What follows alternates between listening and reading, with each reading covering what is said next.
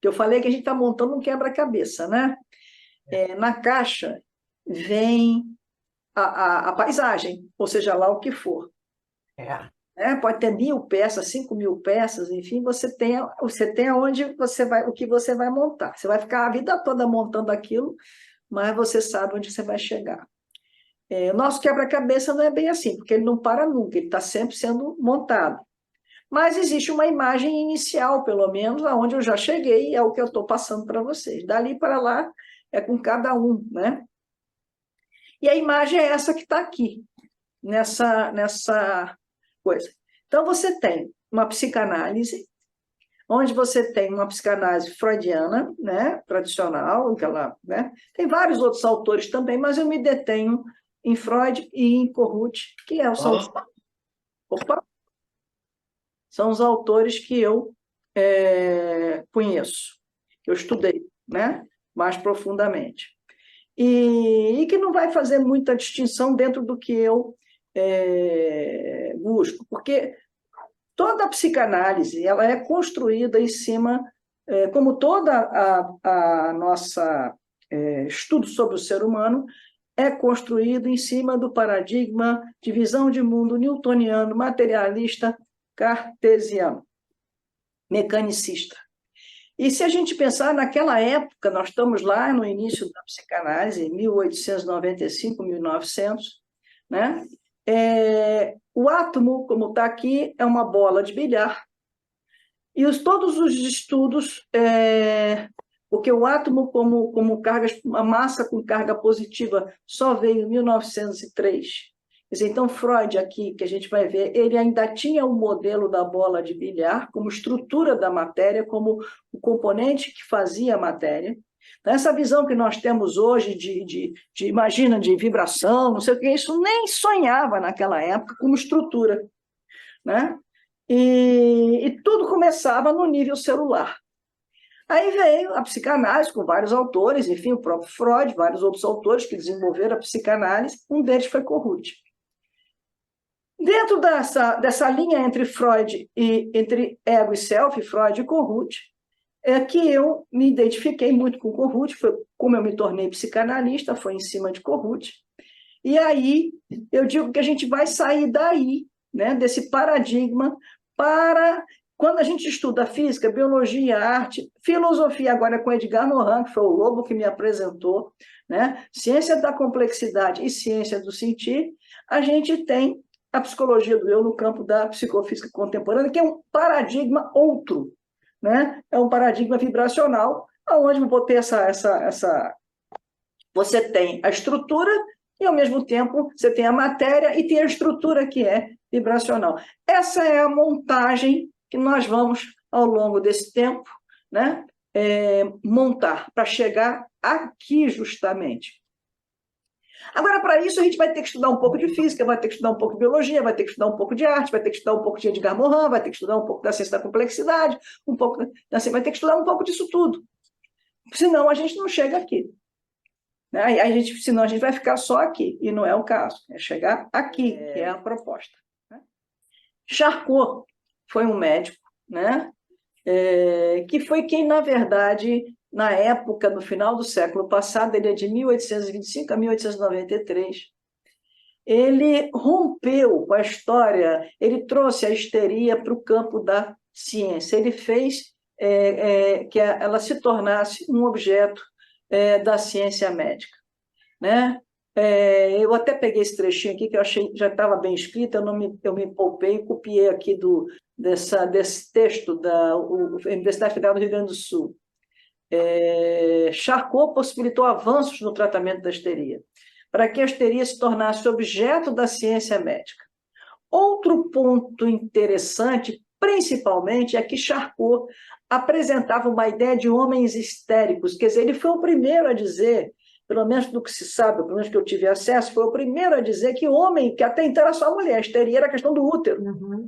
Então ele mostra que não, né? Que o homem também podia ser histérico, que não tinha nada a ver com o fato de ser homem ou mulher, não tinha nada a ver com útero, não tinha nada a ver com o sexo da pessoa, mas tinha a ver, sim, com a mente humana, né? Com a neurologia, enfim. Isso é de que a histeria não é uma doença exclusivamente feminina, confiante para a aceitação do preconceito. Na verdade, havia muito preconceito que colava a histeria à figura feminina. Então, ele foi, assim, fundamental, porque dele, né, o Freud conheceu ele, Freud estudou com ele, e o Freud, então, pegou as ideias dele, só que ele desenvolveu por outro lado. Só que o que acontece? Quando ele separa, isso é muito interessante, porque quando o Freud vai estudar a histeria, ele, com Charcot, né, e Charcot estava afastando a histeria da questão do sexo, né? O Freud vai e traz a histeria de volta, só que não mais para o sexo, mas para a sexualidade. Né? O tema da sexualidade volta à tona, né? Porém não se concentra mais no aspecto físico do útero e seus vapores, como na concepção antiga e medieval já abordada. Através dos estudos de casos concretos, Freud parte para a análise do inconsciente dos pacientes, através da interpretação de sonhos e da verbalização do divã. Em 1900 aparece a interpretação dos sonhos, e a partir daí Freud utilizará para interpretar a histeria tudo o que ele tirou da hermenêutica dos sonhos. Quer dizer, ele traz de volta para a questão da sexualidade, aí é a psicossexualidade. Isso é muito interessante, porque quando o outro afasta, não tem nada a ver com o sexo, né? Ele faz uma releitura da questão sexual e traz para cá. Esse texto foi o que eu deixei para vocês lá, e tem uma coisa muito interessante que eu também queria, antes de seguir, para a gente pensar um pouco e conversar, que ele diz assim, a conclusão daquele trabalho que eu botei lá, daquele PDF. Podemos apresentar que o fenômeno da histeria teve algumas diferentes abordagens na história da humanidade, à medida em que diferentes concepções culturais, sociais, filosóficas e científicas foram se estabelecendo nos círculos médicos e familiares. Quer dizer, a histeria ela teve toda uma influência cultural, social, filosófica e científica. E aí é que eu questiono, será que isso acontece com a histeria? Né? A histeria ficou mais exacerbada. A histeria permaneceu desde a antiguidade até o início da modernidade com muitos estereótipos, sendo confundida ou denominada em algumas épocas com furor uterinos, ninfomania, melancolia, epilepsia, loucura, ocasionando a construção de estereótipos da imagem da mulher acometida por tal fenômeno. Na virada do século XIX para o século XX, a histeria é relegada a uma análise cientificista e psicanalítica, permitindo o surgimento de abordagens mais claras e distintas dentro dos estudos da psicose e neuroses mentais. Freud e seus colegas, através da psicanálise, revolucionou o diagnóstico e tratamento da histeria. Então, hoje em dia, a histeria já não pertence, não faz parte mais dos rituais, dos manuais médicos, né, diagnósticos médicos. Você não ouve mais, você tem outros nomes. E tal fenômeno recebe outras denominações, percebendo-se o amortecimento de tal fenômeno, mas não o seu desaparecimento por completo. De fato, podemos afirmar com um olhar crítico que o saber sobre a histeria foi, nas diversas épocas, um construto cultural, moral, social, religioso e científico. Aí eu digo, mas não é o que a gente vê lá quando a gente estuda a ciência sutil, o ser humano é um ser biopsicossocial, você não consegue afastar. Eu diria que talvez todas as doenças tenham um pouco disso, está nesse contexto, não só a histeria. Para a gente discutir, né? Com tudo isso, é possível ainda observar que os estereótipos da mulher histérica não desapareceram na sociedade, sendo essa confundida, vez por outros, com a mulher nervosa ou com um apetite sexual exagerado. É histérica, está precisando de homem. A gente fala isso, vê isso falar. A gente escuta esse tipo de coisa até hoje, né? Em relação à mulher. Grupos e movimentos sociais também são vistos como histerias coletivas impulsionados por movimentos de manada, conflitos ideológicos sociais. Aí ele levanta, a histeria existe ainda hoje? Podemos crer que sim, mesmo com outros nomes ou abordagens. E assim também fazemos essa indagação ao leitor. A diferença entre multidisciplinaridade pluridisciplinaridade, interdisciplinaridade e transdisciplinaridade. Nós estamos, quando a gente vai migrar lá para o verdinho, indo para transdisciplinaridade. A multidisciplinaridade, né, é mais de uma disciplina, são 3 quadradinhos lá, tá vendo? O exemplo que deram, achei muito interessante esse desenho. Mais de uma disciplina, aparentemente, não tem relação uma com a outra, cada disciplina permanece em com sua metodologia própria, não há nenhum resultado integrado. Quer dizer, pode estar no mesmo ambiente, aqueles estudos, cada um está, vou usar a expressão, cada macaco no seu galho. Ninguém conversa um com o outro, fica cada um isoladamente no seu canto. A pluridisciplinaridade é um sistema de um só nível e de objetos múltiplos. Cooperação, mas sem coordenação. A troca entre elas, ainda que não seja organizada. Propõe estudar o mesmo objeto em várias disciplinas ao mesmo tempo, mas a finalidade ainda é multidisciplinar. Mesmo assim, elas podem até trocar, enfim, mas o olhar é cada um com o seu cada um. A interdisciplinaridade é diferente. É um intercâmbio mútuo, quer dizer, então a gente aqui tem várias áreas, né? Aqui tem arquiteto, tem pedagogo, tem advogado, tem psicólogo, psicanalista, enfim. Então, a gente estaria aqui conversando mais o intercâmbio afim de forma recíproca e coordenada, né? Perspectiva metodológica comum a todos. Integrar os resultados, mas cada um de nós vai permanecer com o seu interesse próprio de cada disciplina, né? Porém, buscam soluções dos seus próprios problemas através da articulação com as outras disciplinas. Mas eu vou olhar a psicologia, o outro vai olhar o direito, o outro vai olhar a pedagogia e assim por diante. Já a transdisciplinaridade, que é onde nós pretendemos chegar, onde eu estou, é uma etapa superior à interdisciplinaridade. Não atinge apenas interações ou reciprocidade, mas situa essas relações no interior de um sistema total, interação global das várias ciências, inovador. Não é possível separar, você já não sabe direito aonde começa o direito, aonde acaba a psicologia, aonde começa, porque é integrado, tô certa, Lobo? Tá certa. Isso. Né? Então, é tudo integrado, é aonde a gente está. Então, por isso eu quero que no final, cada um, eu deixo de ser por isso que quando a gente fala física, não é. Aí pergunta, outro dia me perguntaram assim. É muito a relação. Muito exatamente. Outro dia me perguntaram, a física quântica. Gente, a física quântica não entra, porque a física quântica tem o campo dela, ela tem o espaço dela, ela tem delimitado. Quando ela entra na transdisciplinaridade, ela deixa de ser aquele lugar específico para se misturar com o restante e da gente, mas tem que criar um corpo teórico, senão vira bagunça, vale tudo, aí não é assim, né? Onde você vai criar justamente uma transdisciplinaridade, uma articulação de reciprocidade, de conversa, de diálogo e de integração, de mistura, né? Eu diria que é a mistura, é bater no liquidificador e ter um novo olhar para a coisa. Isso é importante também para a gente entender, né? E outra coisa também que eu fico aqui falando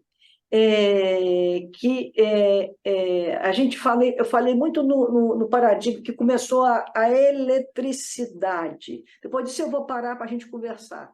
Mas eu acho que isso tudo a gente... O mundo de Bigman. Maria Clara, do Morro da Faísca, pergunta: por que as tomadas elétricas sempre têm 2 pinos? A energia elétrica flui em um circuito e são precisos 2 pinos para que o circuito seja completo. Por que a eletricidade não flui para fora da tomada elétrica por todo o chão?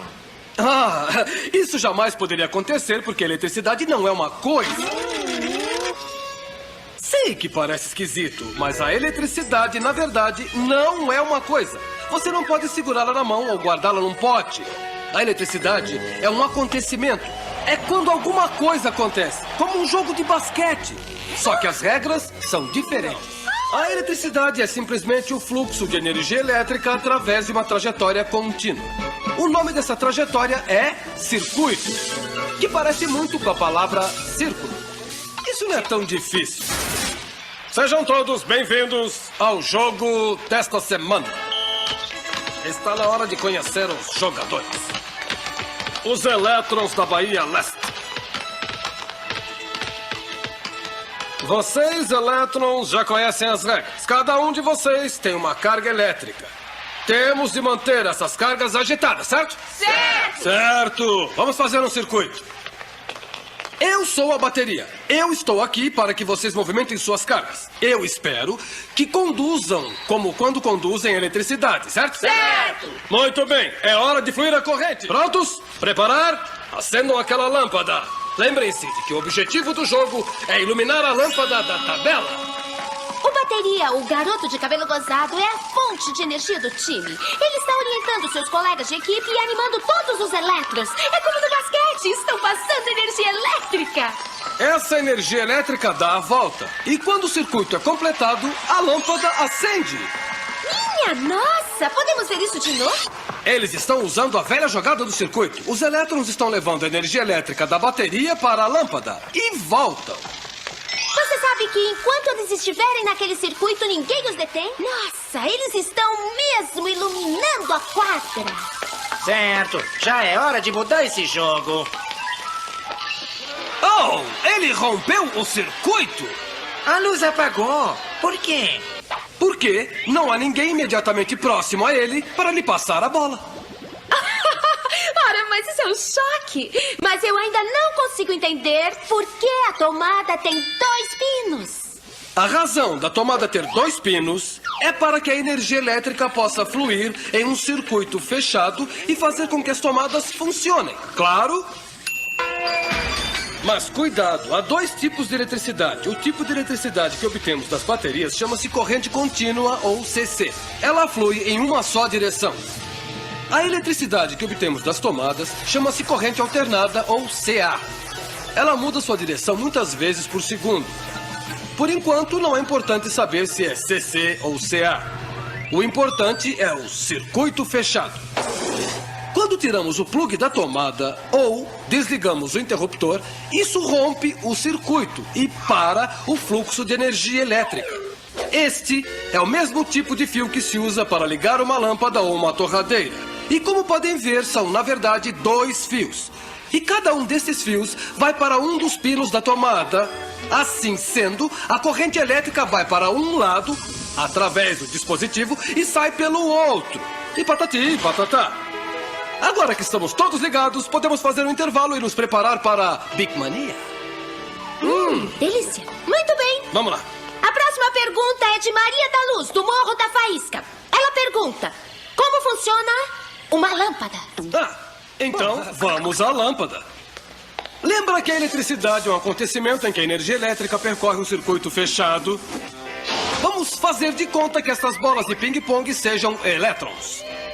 Essas bolas de ping-pong são elétrons. Precisamos ver os elétrons se moverem para entender como funciona uma lâmpada.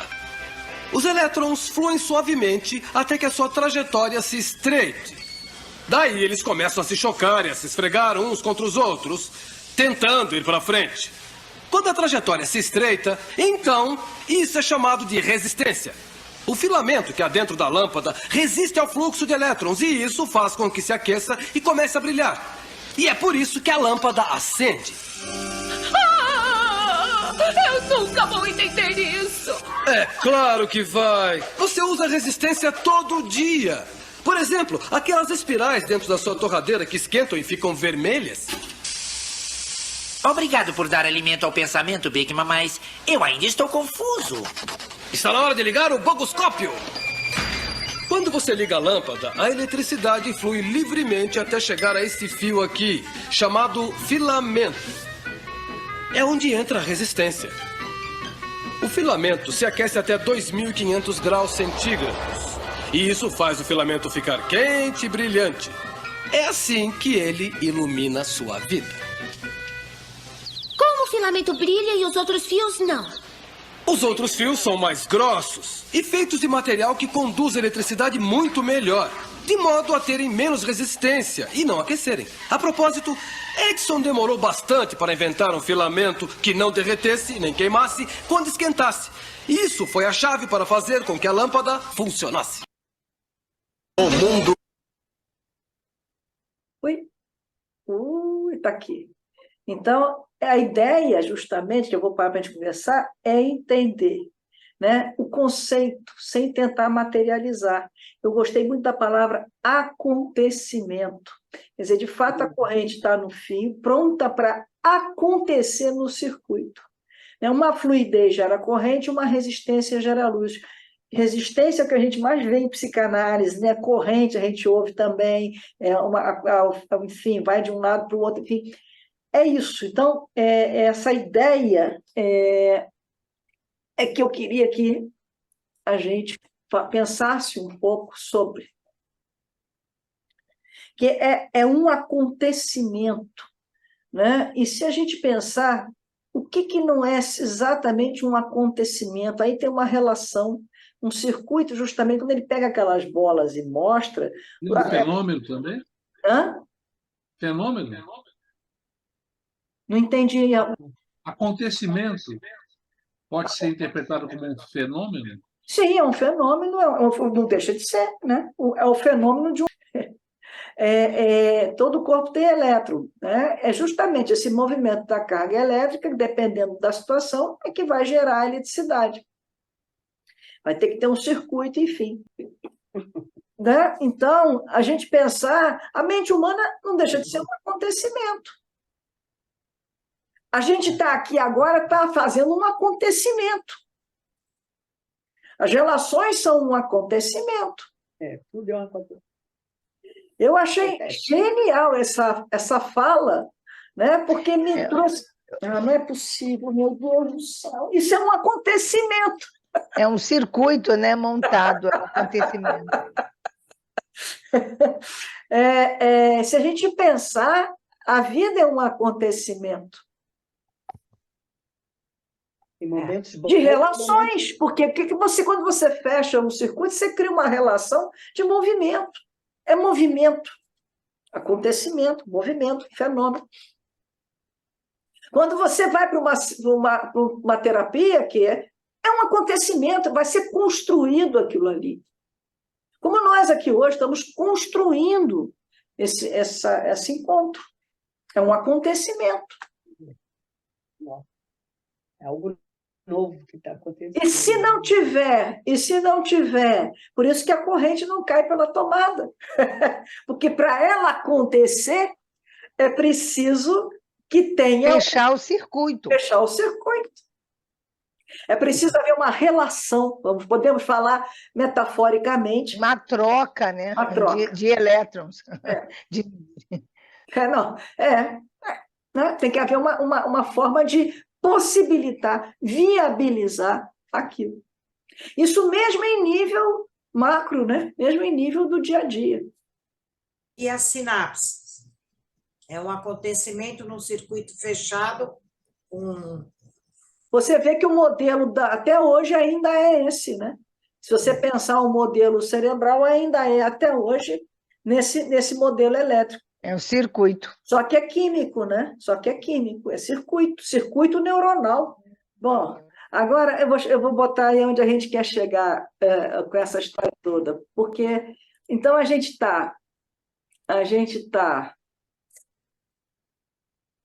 está num mundo onde o átomo é uma bola de bilhar, ou já estava mudando para a ideia de uma matéria carregada positivamente, né? Você tem ali a massa com os elétrons dentro, quer dizer, a descoberta dos elétrons como pudim de passas, né? Você tinha uma engrenagem mecânica, que o universo era infinito, e como uma engrenagem, tudo era uma grande engrenagem mecânica. O tempo linear, isso aqui eu achei linda, essa fala dessa moça, que é uma arquiteta modernista italiana. E eu achei essa frase tão linda que eu peguei para nós. O tempo linear é uma invenção do Ocidente. O tempo não é linear, é um maravilhoso emaranhado onde, a qualquer instante, podem ser escolhidos pontos e inventadas soluções sem começo nem fim. Lina Bombardi. Conhece ela? Não sei se o Arnaldo está aí, porque eu não estou vendo. É uma arquiteta modernista italiana. Ela é autora do projetado do MASP, Museu de Arte de São Paulo. lá de vocês aí em São Paulo. Conheço, sim. Ela falou essa frase, eu peguei e falei, puxa vida, mas nessa época o tempo justamente era considerado linear, aquela coisa toda bonitinha. E em 1905 é que foi mudado. Foi mudada a concepção, mas, veja bem, só no final, praticamente, do século XX é que está entrando no mundo nosso a ideia do tempo, porque o fato de ter sido descoberto naquela ocasião, até isso ser internalizado, e Freud nem viu isso, apesar dele já ter. É diferente de hoje, que sai um negócio ali, a gente já... Mas a gente viu até que esse negócio das mulheres histéricas, até hoje, a gente ainda fala, né? Enfim, nós também temos ainda um método científico, né? Aí você tem o indutivo, que era Galileu e Bacon, onde você descoberta de princípios gerais a partir dos conhecimentos particulares, quer dizer, você vai do micro para o macro, e o método dedutivo, que era de Descartes, que é onde você vai do macro para o micro. Depois, não naquela época, mas eu botei aí, tem o hipotético dedutivo, que vem de Popper, né, que você tem hipóteses formuladas e onde se deduz a solução do problema. Aí ele fala que pensar um conflito precisa ser resolvido, conjecturas, e o que faz a coisa ser ciência é a refutabilidade. Quer dizer, se eu permito haver refutabilidade, né, então eu estou no campo da ciência. Se não, vira dogmático, né? Você não pode refutar, você não pode questionar aquilo, então não é ciência. Ciência foi feita para ser ciência, tem que ser questionável. Isso segundo Popper, eu acho bem interessante isso também. Mas isso da época do Freud não tinha, só tinha os dois primeiros. Aí, veja bem, o que o Freud fala? Aí é que a gente vai usar agora um pouco esse conhecimento que a gente viu até agora. A intenção é Projeto para uma Psicologia Científica. Foi o primeiro trabalho do Freud publicar, quer dizer, primeiro trabalho mais assim, onde ele tenta construir uma estrutura teórica para a mente humana. Ele nem publica esse trabalho, ele abandona o trabalho e aí ele vai para a Interpretação dos Sonhos, que foi o clássico dele, e esse trabalho foi publicado muitos anos depois, pós-morte. E ele tentava explicar dentro com os neurônios, justamente. Ele pegou a dinâmica neuronal que se tinha da época e tentou explicar a mente humana a partir dali, no caso, a histeria, né, que ele estava envolvido com aquilo. A intenção é prover uma psicologia que seja ciência natural, representar os processos psíquicos como estados quantitativamente determinados de partículas materiais especificáveis, dando assim a esses processos um caráter concreto e inequívoco. Quer dizer, quando ele escreve isso é dele, viu? Não está entre aspas, mas é dele. Ele está tentando justamente se enquadrar à ciência como era proposta na época dele, e tentando trazer todo aquele estudo de histeria, enfim, da neurose histérica, enfim, para aquela situação que era importante mostrar para não ficar no campo da filosofia ou da não-ciência, né? Ele continua. Há duas ideias principais envolvidas. A que distingue a atividade de repouso deve ser considerada como o quê? O que é que? É a quantidade em geral ou da ordem de importância do mundo externo, sujeito às leis gerais do movimento. O que eram as leis gerais do movimento? As leis de Newton. Os neurônios devem ser encarados como partículas materiais. Quer dizer, ele está bem na matéria, ele está bem nessa concepção da reprodução do que seria, né, a matéria. N e QN, hoje em dia, as experiências desse tipo são frequentes. Aí ele fala disso, que ele vai recorrer a esse Exner, que era um físico austríaco, quer dizer, ele estava ligado mesmo na questão da física, daquela ciência toda da época. Prossegue. Processos como de estimulação, substituição, conversão e descarga, está aí a eletricidade, quer dizer, o modelo, não a eletricidade, perdão, o modelo da eletricidade, que tiveram que ser descritos, sugere diretamente a concepção da excitação neuronal como quantidade em estado fluente. Partindo dessa consideração, pode estabelecer um princípio básico de atividade neurônica em relação a quê? A quantidade externa, que prometia ser extremamente elucidativo, visto que parecia compreender toda a função. Esse é o princípio da inércia neurônica. Os neurônios tendem a desfazer de quê? Quer dizer, o que ele diz com isso? Ao receber um estímulo externo, o neurônio tende a se livrar daquele estímulo, para ficar na mesma... Porque o que é a inércia? É se manter no mesmo estado de movimento. Tá? Lembra aquele quadrinho da vez passada? Botei aqui de novo. Todo o corpo continua em seu estado de repouso ou de movimento uniforme em uma linha reta, a menos que seja forçado a mudar aquele estado por forças aplicadas a ele. Então, eu tendo a ficar como estou. Então, quando eu recebo um estímulo externo, o sistema neuronal tende a se livrar para ficar como está. Para justamente a lei da inércia neuronal. Quer dizer, fico como está, não mexo, não quer se mexer. Claro que na prática não é bem assim, mas a tendência é essa, né? Aí vamos lá. Aí ele diz, o sistema nervoso recebe os estímulos do próprio elemento somático, estímulos endógenos. Quer dizer, não vem só de fora, vem de dentro também. Originam-se das células do organismo. Olha aqui, de onde começa? Das células. E criam as grandes necessidades, fome, respiração, sexualidade. Destes, o organismo, ao contrário do que faz com os estímulos externos, não pode esquivar-se.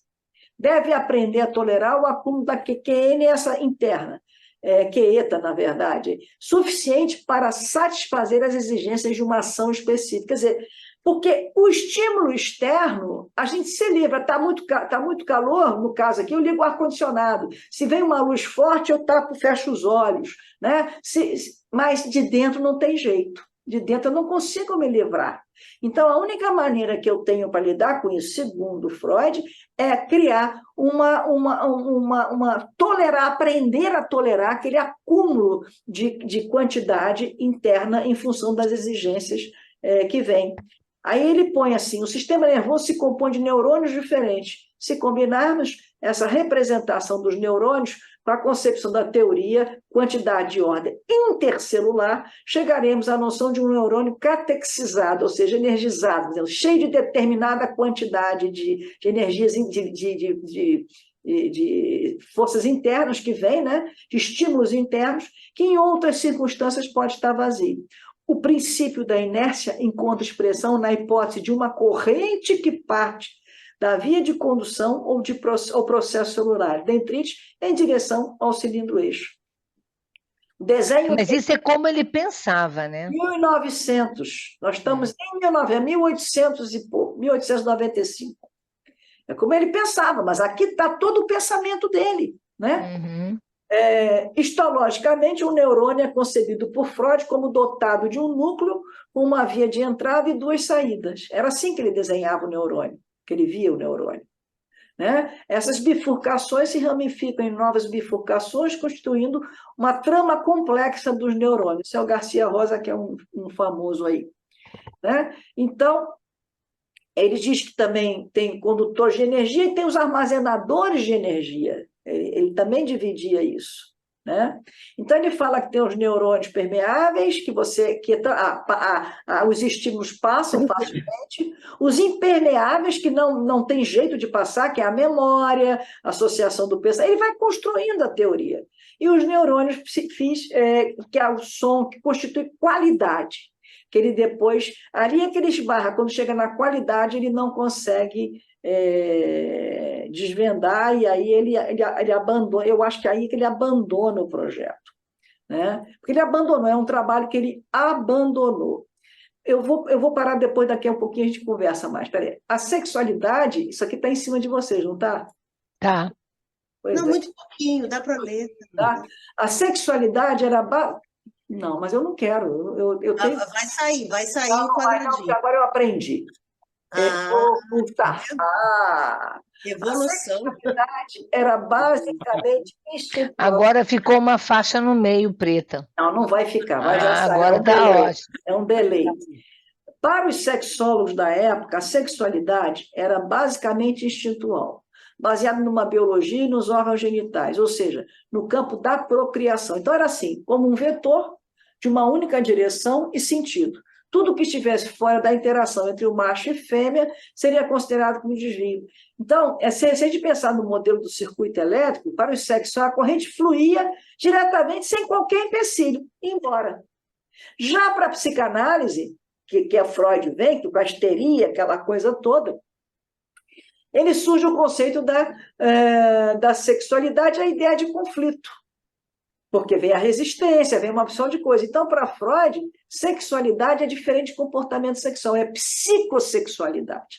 Então, Freud só pensa em sexo. Não, é psicossexualidade. Né? Então, se a gente pensar no modelo do circuito elétrico para Freud, a corrente fluiria com empecilhos, os conflitos, que encontrando resistências possibilita a psicossexualidade.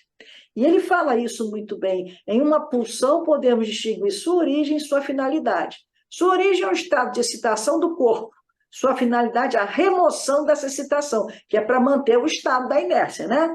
No caminho que vai desde a sua origem até a sua finalidade, a pulsão torna-se atuante psiquicamente, imaginando como uma determinada quantidade de energia que faz pressão em determinada direção. É dessa pressão que deriva o nome TRIB, pulsão. Tá? Por fim, a gente diz assim, uma pulsão nunca, isso é muito importante, uma pulsão nunca pode se tornar objeto da consciência. Ela sai no instinct, tá vendo? Aqui das células, vai atravessar a mente para descarga. No tempo do sexo oral, ia direto, não tinha esse labirinto. Tchau! Aí Freud criou essa ideia desse labirinto, que é a função de as proibições da vida, as impossibilidades, enfim. E aí você tem as representações. Uma pulsão nunca pode se tornar objeto de consciência. Só a ideia que a representa pode. Além disso, mesmo no inconsciente, uma pulsão não pode se representar de outra forma, a não ser por uma ideia. Quer dizer, é tudo dentro da cabeça da gente, são todas representações de eu e de não eu. Quando eu falo eu, Beatriz, ou o objeto, ou o outro, é tudo dentro da cabeça da gente. É tudo dentro da cabeça da gente. E aqui, esse meio é que é o campo da psicanálise. É aqui que a gente vai, enquanto analista, interferir, intervir, trabalhar, enfim. A gente nem vem para o final e nem vai. Por isso que antigamente brincava, né? Porque um charuto pode ser um charuto. Para psicanálise, nunca, porque o charuto não está aqui fora. Ele está aqui nesse miolo, nessa coisa. É claro que depois o bom senso evoluiu e tudo, mas era essa a ideia original, né? E eu tenho deixa eu ver aqui, só para... Aí a gente vai parar e vai conversar sobre isso tudo. Esse videozinho é um vídeo que não é, na verdade, ele tem um cunho meio esotérico, mas eu peguei só o que nos interessa aqui, que é muito importante entender que tudo, até agora, tudo que está acontecendo aqui conosco é dentro da cabeça de cada um de nós.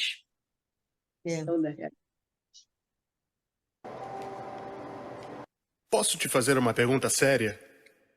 Aonde você está? Na frente de um computador? Em um corpo? Numa casa? Não está passando cidade, nada, num tudo planeta? escuro. Você isso está mesmo. apaixonado? Quer ouvir o vídeo? Tem alguma dor? O que são essas coisas que você vê e sente? Para que tudo isso? Aonde você está? Isto somos nós. Uma caixa fechada com 5 pequenas aberturas para o que nos cerca. E ainda que tenhamos estes 5 sentidos para determinar o que é real e nos guiar, nenhum deles funciona de uma maneira capaz de sentir qualquer coisa aqui fora pelo que realmente é. O problema é que aqui é onde nós realmente vivemos. Porém, só experimentamos o que encontramos lá dentro. Por que não experimentamos o que está aqui fora? Ao invés do que está aqui dentro? Quando alguma coisa vinda dessa total realidade nos chama, nós achamos que sabemos o que é, mas nós nunca assimilamos a coisa em si. Ela, na verdade, nunca entra na caixa, porque os sentidos não são, em realidade, aberturas. O que está fora da caixa atinge um tipo de resistência, uma tela ou uma barreira, como um tímpano, uma retina, uma papila gustativa, ou um nervo que interpreta o que está do lado de fora e então dá a ela uma identidade e um significado de acordo com o efeito que essa coisa desconhecida possa ter sobre a caixa. Ou seja, você não estava vendo porque não tem mesmo. Você não vê o que está fora. Você só vê o que está dentro de você. Para resumir isso tudo de hoje, pelo princípio da inércia dos corpos, se neutraliza as quantidades, né, de movimentos, de estímulos, enfim, tanto internos quanto externos, se tenta, né, através da descarga. Essa é a função primária do sistema nervoso. A função da secundária seria a cessação desse estímulo, quer dizer, fugir desse estímulo. Isso porque, além dos estímulos externos, há os estímulos endógenos, internos, a serem descarregados. Mas, por causa das exigências da vida, não se pode esquivar dos estímulos endógenos.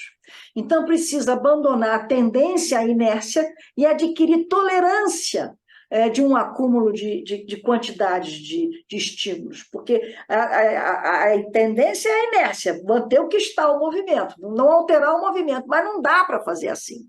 Então, todas as funções do sistema nervoso podem ser compreendidas sob o aspecto das funções primárias ou secundárias impostas pelas exigências da vida. Isso aqui é um resumo da estrutura da psicanálise, né? Do funcionamento do aparelho psíquico. Só que o que acontece? O Freud, ele largou essa ideia de tentar explicar isso pelos neurônios, e aí ele foi para um outro caminho para explicar isso por uma outra vertente. E foi lá pela interpretação dos sonhos, que é considerado o primeiro trabalho dele. Mas há quem diga, e eu concordo, que se você quer entender a cabeça, aonde Freud fez as bases da psicanálise, tem que ler o projeto. Porque está tudo ali. Só que aí ele chegou e disse assim, esquece neurônio, eu vou falar isso tudo por uma outra base. E ele faz isso, né? E é muito interessante. Quando ele está para morrer, ele tenta resgatar um pouco esse projeto, mas aí ele mas não estava mais. Aí também avançou tudo muito diferente. não, ele já estava velhinho, já estava não dava mais. Ele também já estava longe dessas ideias, né? Mas o sonho dele tem gente que diz que não, que Freud... O sonho dele era realmente permanecer na ciência. E ele, mas para permanecer na ciência, ele tinha que ter algo palpável. E ele não tinha conhecimento ainda para psicanálise. Ele construiu uma coisa que, ao meu ver, que não tinha estrutura teórica para sustentar do ponto de vista científico. Aí ele ficou como... Tanto é que ele não é... Para muita gente, psicanálise não é ciência.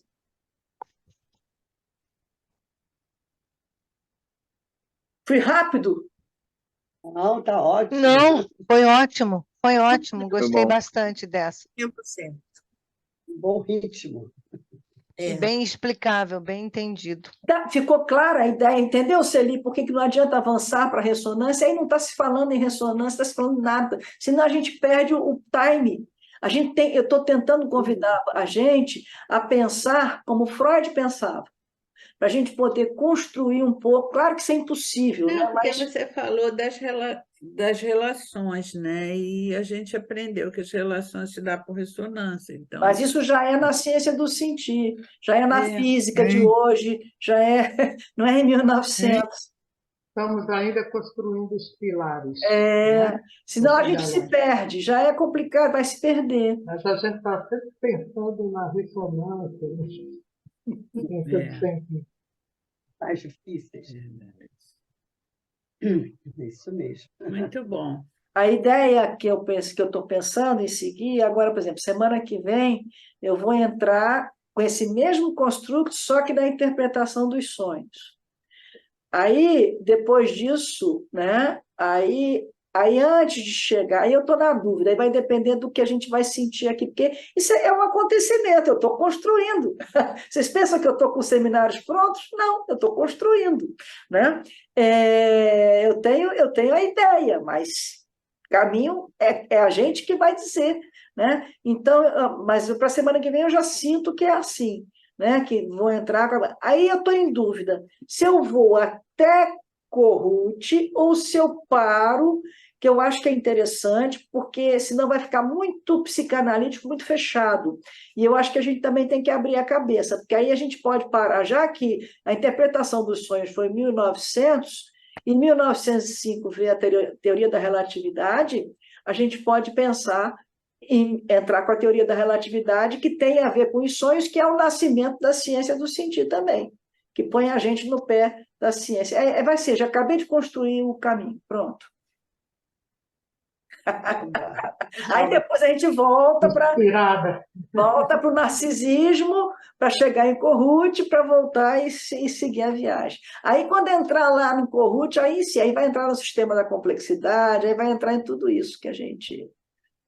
Olha o Olha, para mim já foi um ganho.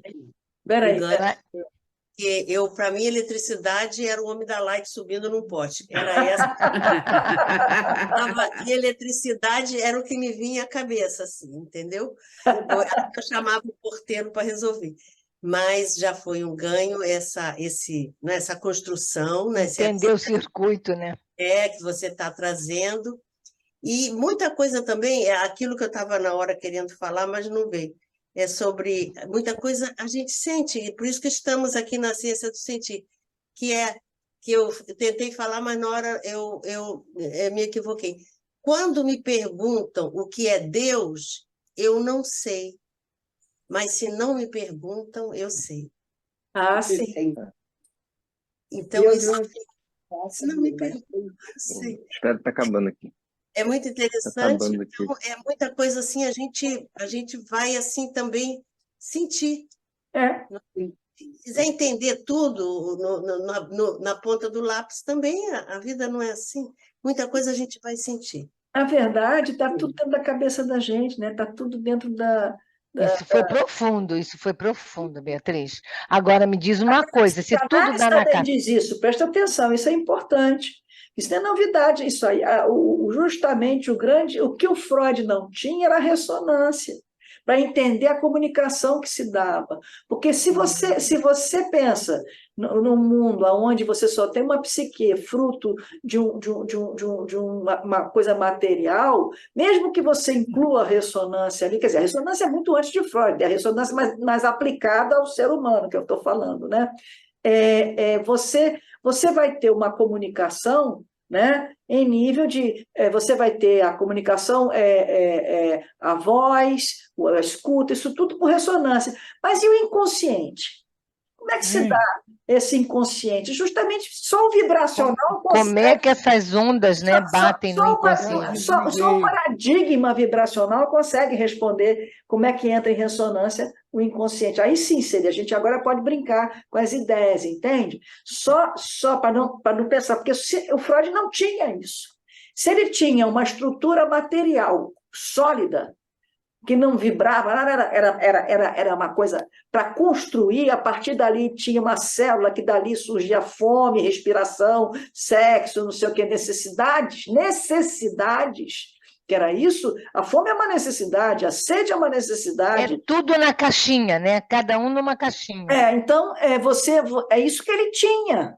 E essa que era a demanda interna, porque você, pensando bem, ele tinha o disciplinar, ele não tinha o transdisciplinar. Você faz o quê? Você joga o estímulo externo e eu desligo, mas essas necessidades internas, o que eu faço com elas? Se eu não consigo domesticá-las, se eu não consigo administrá-las, a comida eu como, tanto é que depois ele muda, ele fazia os instintos de autopreservação, depois ele foi para a libido, ele foi mudando, que aí incluiu a sexualidade como um todo, isso foi evoluindo na teoria dele, né? Porque aí você faz o quê com aquilo? Aí você vai fazer sintomas histéricos, como uma defesa, né? Uma resistência, como uma coisa para você dar conta daquela história que está dentro de você.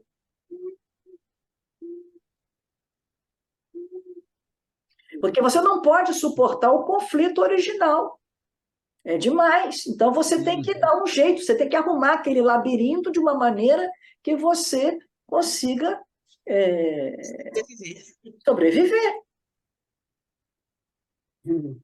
E isso é uma coisa que vale até hoje, para mim, pelo menos. O que eu não acho é que justamente o paradigma que troca é a base, porque eu penso em sofrimento, eu não penso em necessidade.